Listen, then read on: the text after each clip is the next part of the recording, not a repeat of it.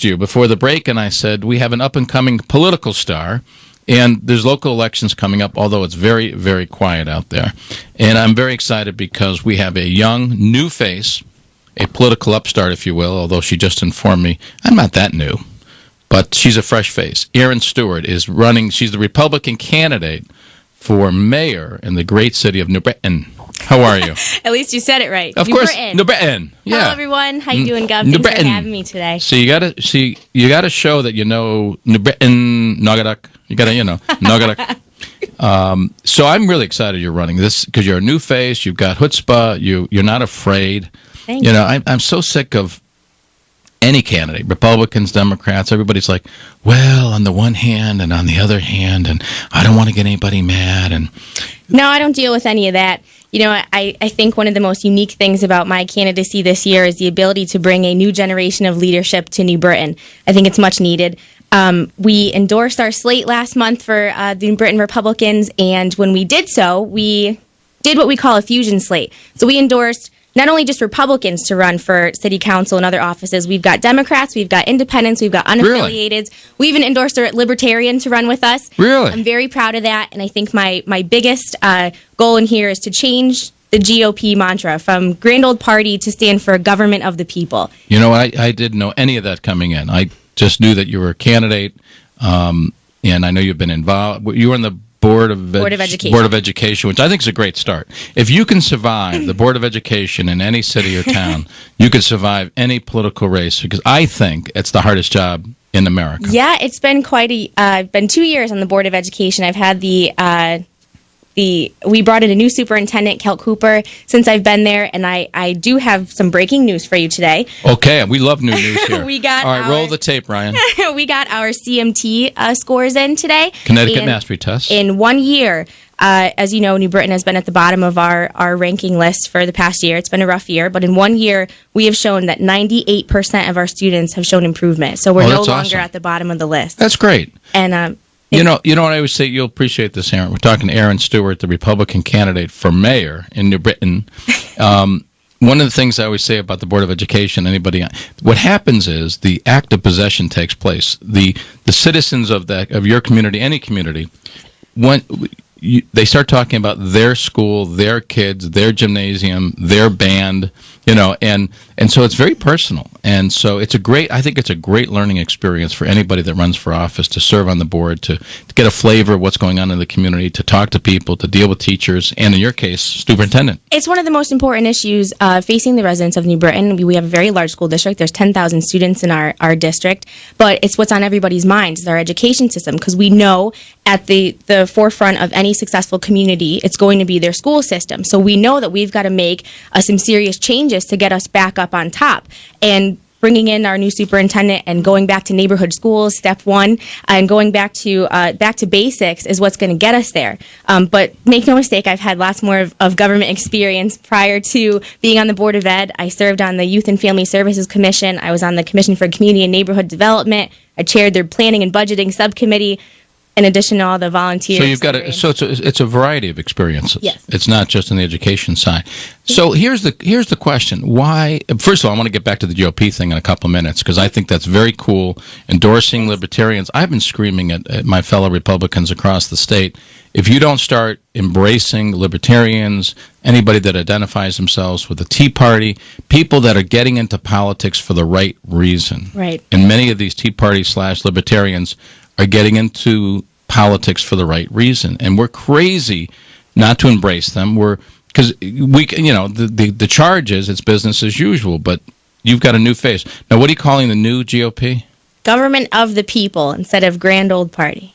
So what's been we only got about a minute left, and we're going to shift over and take a break and so forth. But what's been the biggest surprise? Your candidacy, it's only been a couple of months. What's been the biggest surprise so far?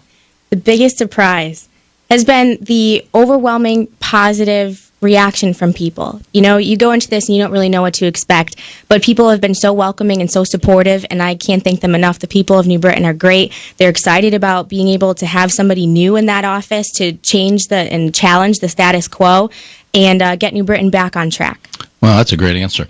I always say in politics there's two themes: time for a change or stay the course. And that's it. All right, Erin Stewart, Stewart, Republican candidate for New Britain. If you want to call us, 860-522-9842. Be glad to take your calls. We'll find out a little bit more about Erin when we come back.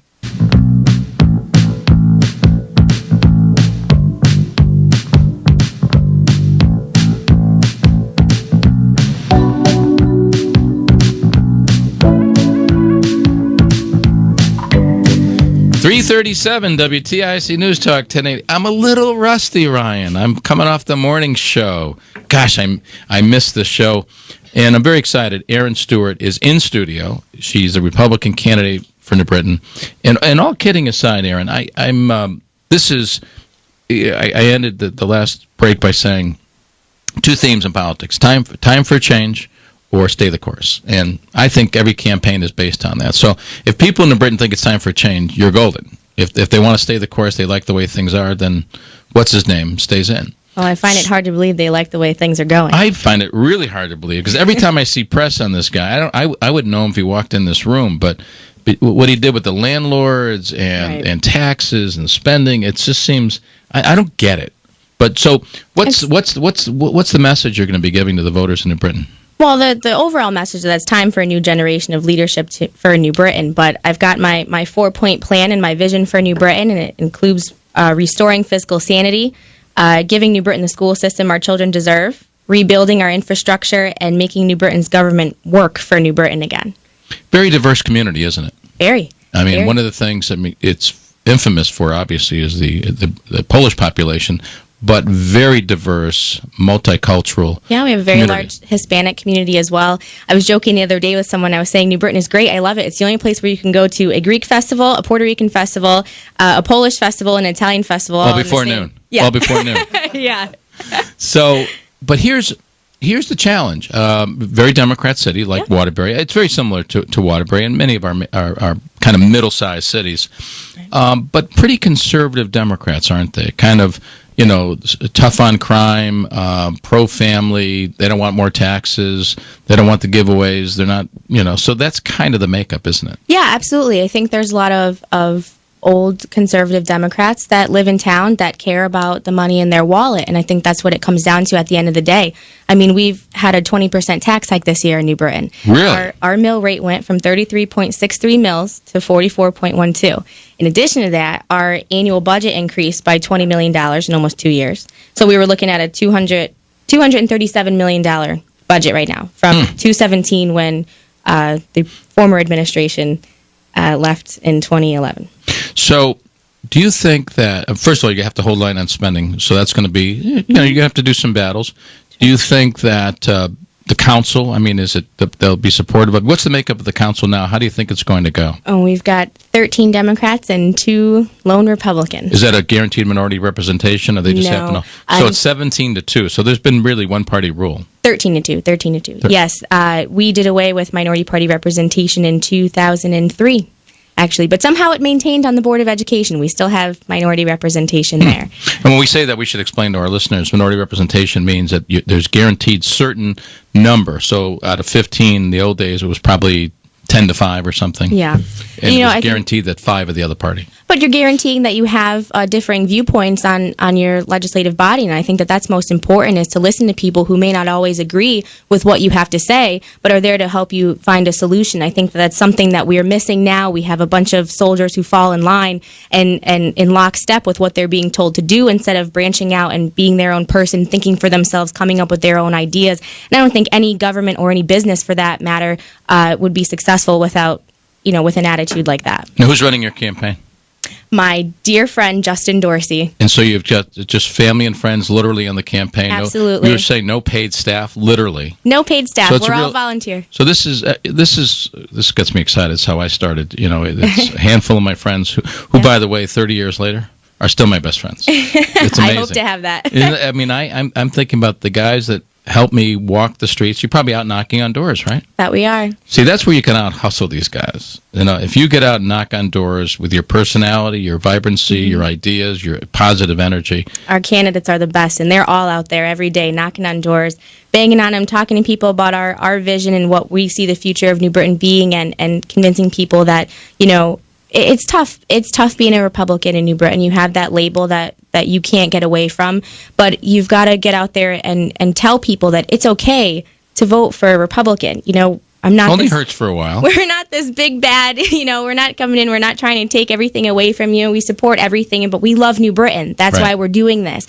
But we want to send everybody to the poorhouse in the process. Correct. It's interesting because it's funny. One of the jokes that I make is that the resentment, the anger, the frustration of voters out there is, I've never seen it like this. I have never, and of course I'm not campaigning, you're out there, I've never seen this kind of animosity, and most of it is because of the economy and job losses and so forth. But it's interesting. My joke has been, hey, the Democrats have been ruling the legislature forever. Maybe they've been in charge of your city or town. Give the Republicans a chance. What the heck do we have to lose? Which is kind of a negative way to say it, but you probably have a more positive way to say it. Well, it's funny because I guess so. We talk a lot about the state on here. So, we've got the current administration running New Britain, like Daniel Malloy is running the state of Connecticut. We are bonding for everything under the sun. Our bonding debts in this year alone are about $65 million, in addition to what was already there. So our total bonded debt is way over what the city's annual budget is. So if you're looking out in the forefront, we're looking at 2040 probably to even attempt to pay all of these back. So if people want to get involved in your campaign website, you're into the social media stuff. You're young. Oh yeah, we're all over it. I have a blog though, and as one of my callers, Pat from Middletown, would say, "How do you put your blog on there?" I said, "I don't know. I type out a paragraph, I send it to Janine, it magically, mystically appears." But you probably have like Facebook and things like that. Oh yeah, we've got Facebook, Twitter. Instagram, Twitter. I've done 7 Twitters so far this year, or tweets, whatever they're called. Well, I'll have to retweet you when we're here. Retweet me, then I can retweet that. But to get involved, my website is www.stewart4nb, STEWARTFORNB.com. Are people motivated? Are they apathetic? Are they upset? Are they mad? Sometimes, if they're mad, that's a good thing. You could channel that anger. But are they apathetic? Are they kind of saying, it doesn't matter anymore? Oh, no. They're upset. They are upset with the way that the current administration has been handling their money. I was door knocking a few weeks ago, and I had this woman. I'm knocking on the door. She's looking at me because people are very reluctant to answer their doors. She goes, I'm like, "Hi, I'm Erin Stewart. I'm running for mayor in New Britain." She flings open the door, comes flying out to give me a hug. I have no idea who the woman was. She gives me a hug. Not a relative? Not at all. Probably a fellow Italian like me. I didn't know. She gives me a hug. She's talking about how happy she is that I'm running, how she's so fed up with what's going on in the city, and she really thinks that I'll be able to make a difference. And I know I can, and that makes me feel great to hear people say that. So you're running, obviously, members of the council. Yep. So you have a slate of 28 altogether. Wow. So you have 20. So you have council members, Board of Ed members, Board of Assessment Appeals, constables, treasurers, treasurer, tax collector, town clerk. Full slate. Full slate. We've got our former candidate for mayor last year, Mark Bernacki, running for town clerk with us. Oh, cool! Very excited to have him on board. And of course, you've you've combined kind of the old crowd, and you brought in some new blood, and you're reaching out to libertarians and Tea Party folks and anybody interested. The best of the best, because as I've said, this will be an administration of inclusiveness, and everyone will have a seat at my table. We can agree to disagree, but I still want to hear what you have to say. There's a sense, and I watched the incumbent mayor, and anytime I saw any news on New Britain, it was bad. It was not, we're doing this, we're cutting a ribbon. It was, we're battling with and I had tons and tons of calls. We must have spent a week talking about what he was trying to do with the landlords, and then the 911 calls. And if it wasn't one thing, it was the other. It was silly ideas to raise revenue. And that's kind of what it came back to. They were going to raise like $5 million on 911 calls and some other crazy stuff. In what world?